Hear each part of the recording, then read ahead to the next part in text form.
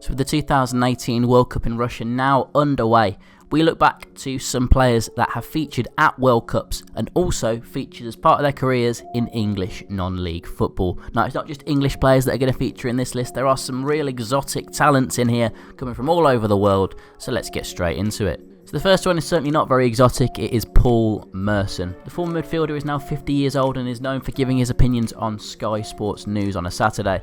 But in his playing days, he played over 300 times for Arsenal and over 100 times for Aston Villa and appeared for the English national team in the 1998 World Cup. And in that tournament, he played in England's famous second round match against Argentina, coming off the bench and scoring in the penalty shootout, although England eventually lost the game. Fast forward 8 years to 2006 and a now 38-year-old Paul Merson rocks up at Tamworth for a short spell, but he only lasted 1 month there, making a total of just one appearance. In at number 9 is Steve Finnan, who started his career in 1993 in the conference with Welling United, but after 2 years there, he flew up to the Championship to sign for Birmingham City. In fact, he is the only player to have ever played in the World Cup, the UEFA Champions League final, the UEFA Cup, the Intertoto Cup, and all 4 levels of the English Football League pyramid, as well as the Football Conference. He played for the Republic of Ireland in all 3 of their group matches in the 2002 FIFA World Cup. The team progressed through to the second round and faced Spain. The match ended 1-1. Steve Finnan took one of the penalties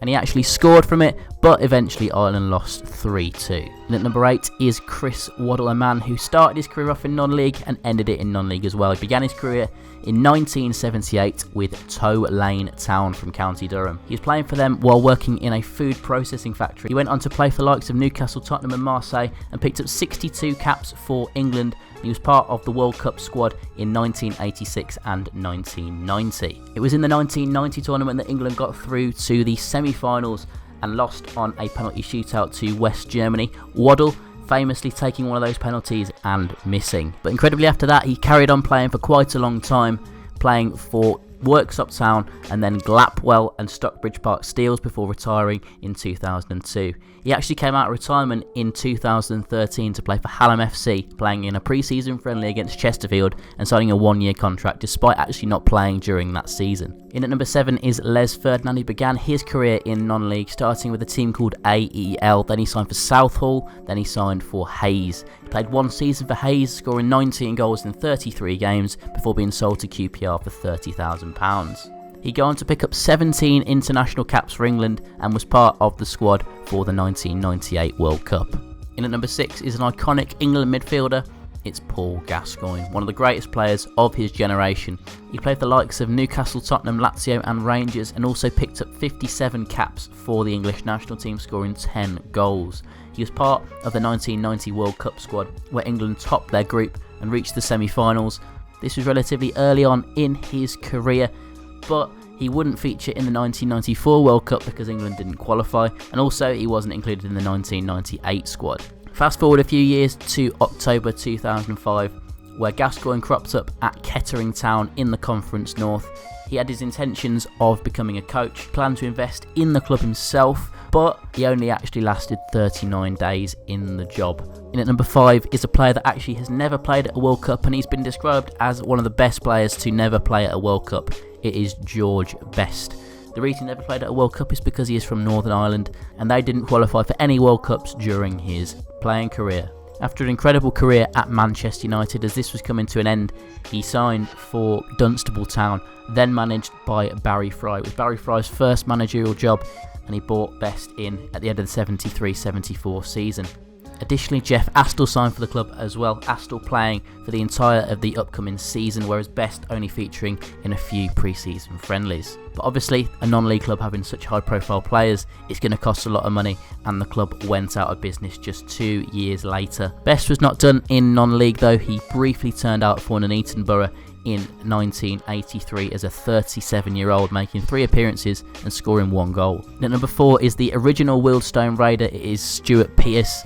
Pearce made over 200 appearances in 5 years with the Stones before signing for Coventry City and then making his name after signing for Brian Clough's Nottingham Forest, making over 400 appearances. He broke into the England team in 1987, making 78 appearances, but he famously missed a penalty alongside Chris Waddle in the 1990 World Cup semi-final. Number 3 is Geoff Hurst, famously scoring a hat-trick in the World Cup final in 1966 to win England the World Cup, their only World Cup title ever. But 10 years later, he was down in non-league, managing Telford United in the Southern League, becoming their player manager and staying there for 3 years before moving on to manage Chelsea. Another one that has been a player manager in non-league comes in at number 2, and that is Dutch ace Edgar Davids. He had a career with some of the top teams across Europe, including AC Milan, Juventus, Barcelona, Internazionale. He got a player manager's job with the Bees in October 2012, back when they were in League 2.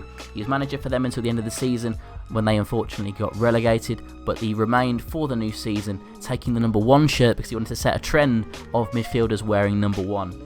Interesting thing to do, but it didn't really work out very well for him overall, because he was booked in his first 8 games that he played and actually sent off in 3 of those, resigning from position as manager in January 2014. But if we turn the clock back to where it was much more successful for him, Davids featured in the 1998 World Cup in France. His most notable performance was in the second round, where he scored the winning goal in the last minute of the game. They would go on to finish 4th in the tournament overall, and Davids was named in the official team of the tournament. And finally, in at number 1 is a Brazilian midfielder named Socrates. Named in 2004 by Pele in the FIFA 100 list of the world's greatest living players, the same year he'd go on and sign for Garforth Town in the Northern Counties East Football League, and he played 1 match for them against Tadcaster Albion. This came 15 years after he actually retired from playing, in a career that had lasted over 550 appearances for Botafogo and Corinthians in the Brazilian League, and he featured in 2 World Cups, captaining the side in the 1982 World Cup, and overall making 60 appearances and scoring 22 goals. Anyway, let me know in the comment section down below which of these players surprised you. Did you know that some of these were playing in non-league?